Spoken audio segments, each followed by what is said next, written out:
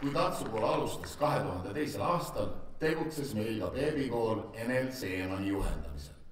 Samas töötasid ka väikelaste rühmad, kelle õpetajad Hilja Vainula ja Kairi Kuusk tegid suurepärast tööd. Viimastel aastatel meie koolis väikeste tüdrukute rühma ei olnud. Tänavu aga on meie kooli kõige väiksemad neiud 4-aastased. Eda Lülli seatud Kanade suvi täna nende esituses.